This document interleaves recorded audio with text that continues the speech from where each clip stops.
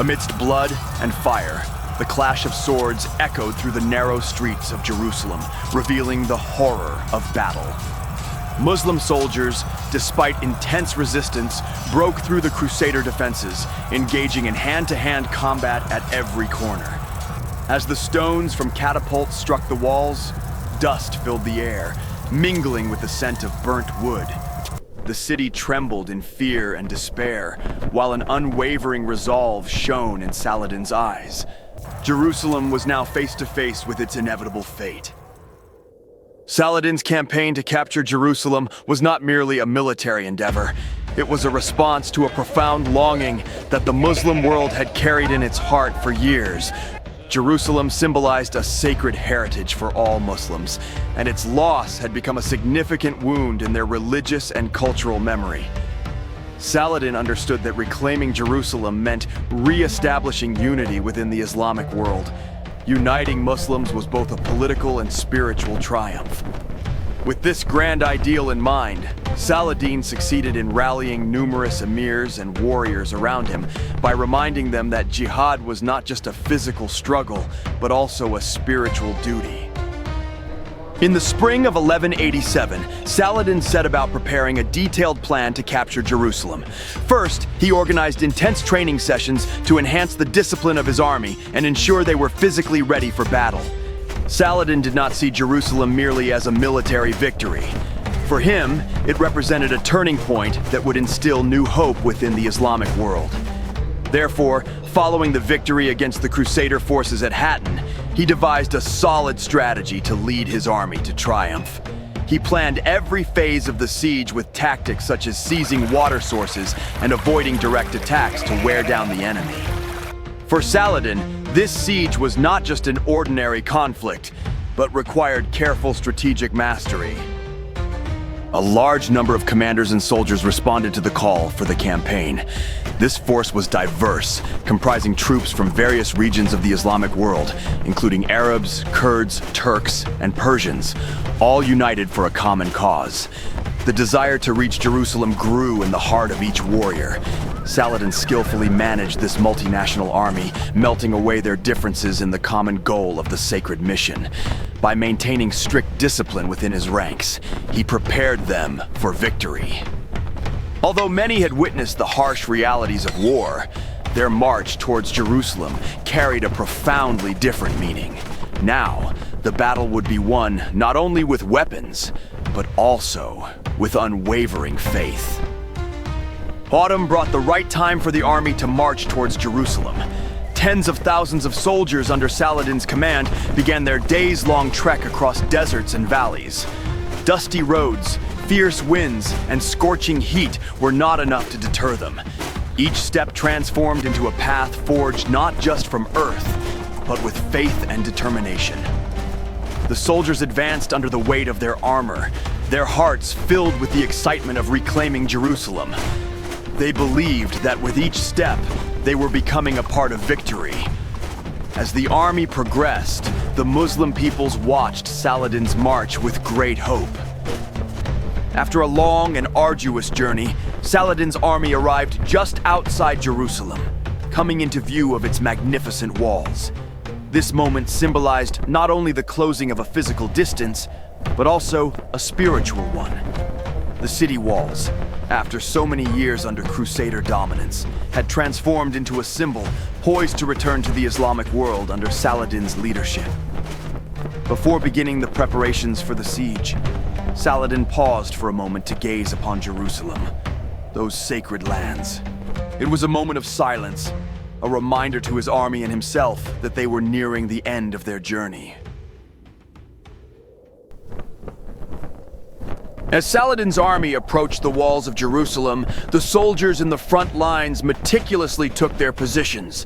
Massive catapults were set up and loaded with stones, then fired to bring down the city walls. Stones struck with tremendous force, shattering sections of the walls and sending clouds of dust into the air. Behind the walls, Crusader soldiers scrambled to prepare their defenses amid the rising panic. Each crashing stone shattered the silence of Jerusalem. As Saladin's siege engines began pounding the walls, stones and flames rained down on the city like a deadly storm. Each catapult strike chipped away at Jerusalem's defenses, while the cries echoing from beyond the walls deepened the people's despair. These sounds only fueled the Muslim soldiers' resolve. For them, the fall of Jerusalem was now only a matter of time. The stones crashing against the walls not only broke through physical barriers, but shattered the morale of the Crusaders as well. When the walls broke open, Muslim soldiers surged forward in waves, scaling the battlements. The first group to reach the walls faced their enemies up close, locked in fierce, hand-to-hand combat. In the cramped space, the clash of swords and the impact of shields echoed, intensifying the nearness of death. Each wave of attack forced the defenders to fall back, one step at a time. The Muslim soldiers' desire to capture Jerusalem emboldened them in every encounter, pushing them forward without hesitation. As they moved within Jerusalem's walls, the intensity of the battle spread through the narrow streets. Muslim soldiers broke through the Crusaders' defensive lines, advancing through the city's cramped alleys. Each street became a battleground, every corner a new scene of struggle. In relentless, close-quarter clashes, both sides fought fiercely, with each sword strike only strengthening the Muslim soldiers' resolve to reach their goal. The battle within the narrow passages grew even more complex.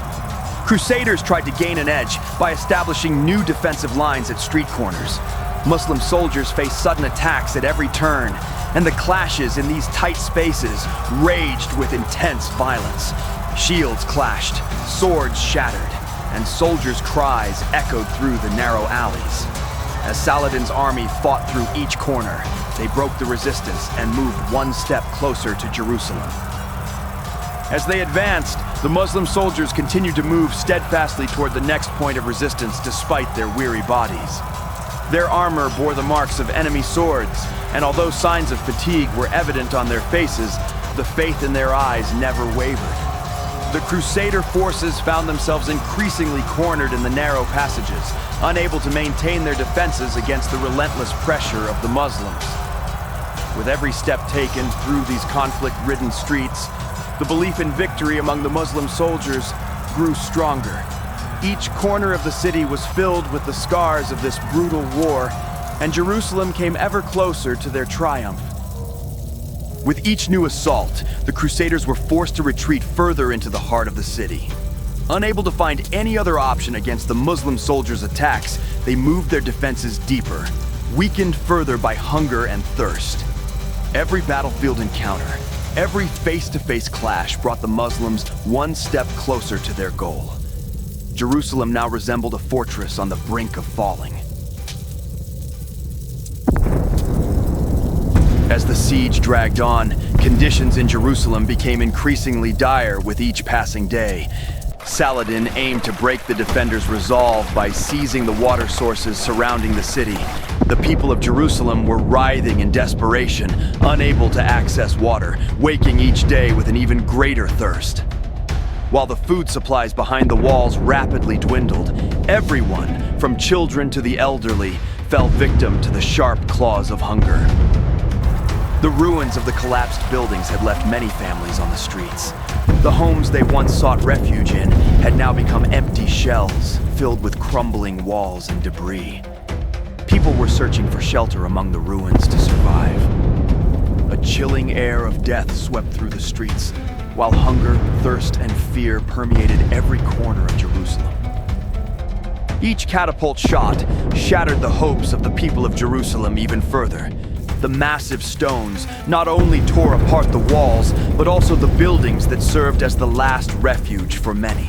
With each falling stone, another home was damaged, and another family was left on the streets.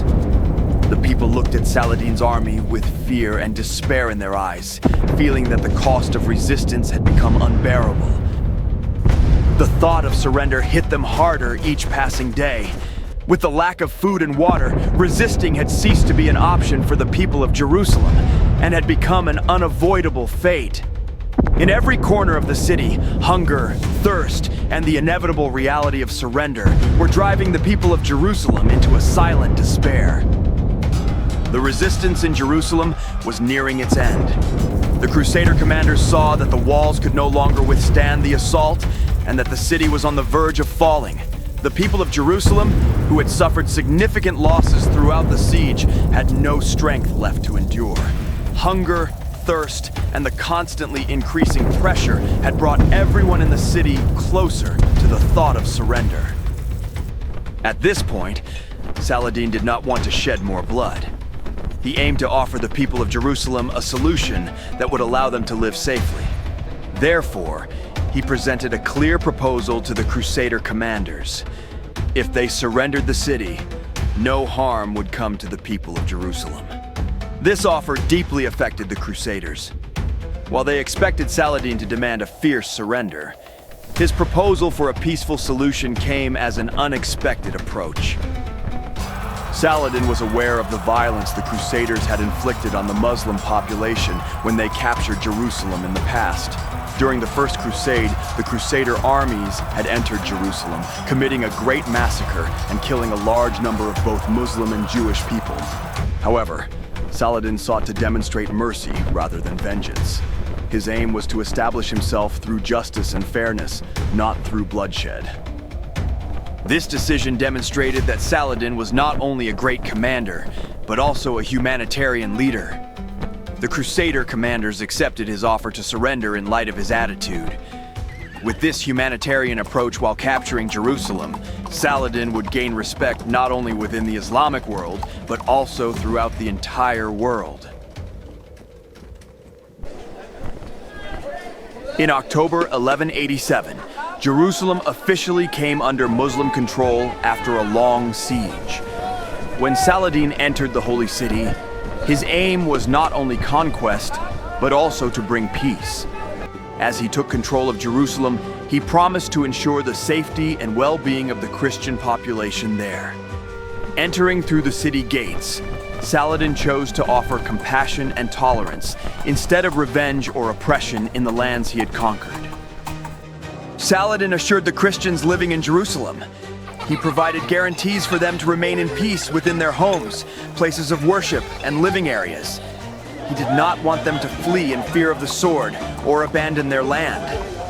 In his eyes, Jerusalem was not just a city, but a symbol where all faiths should coexist in peace. Ensuring the safety of everyone was a matter of honor for Saladin.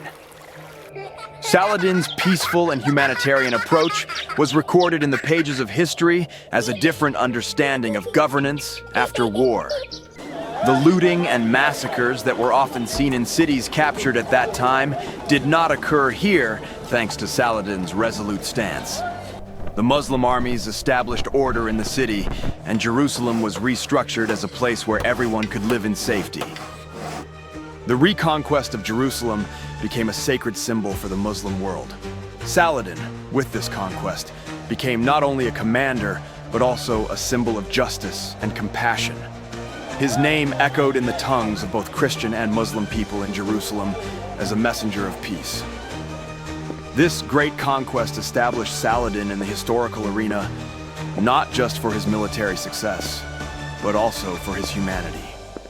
As Saladin recalled the past behind King Baldwin's mask, an old era was closing in Jerusalem, and a new hope was budding.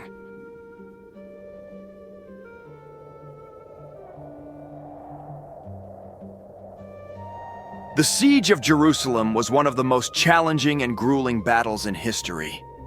Both Saladin's army and the defenders of Jerusalem faced relentless conditions during this bloody struggle that lasted for days.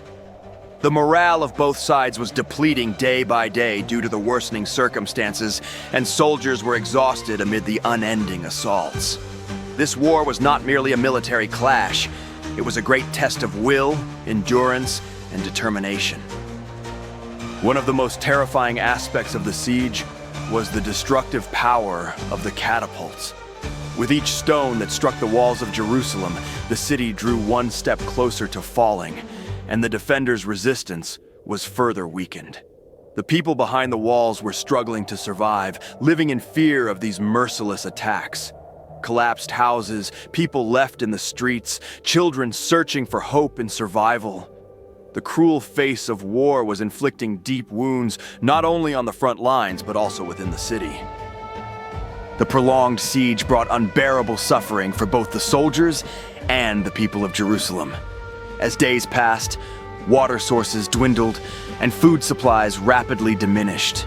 Hunger and thirst emerged in the city, and the people began to writhe in despair. The defending soldiers were also growing weaker day by day. The Crusaders, facing Saladin's army, were caught helplessly between surrender and resistance. This siege had turned into a war that was exhausting not only in terms of weaponry, but also psychologically.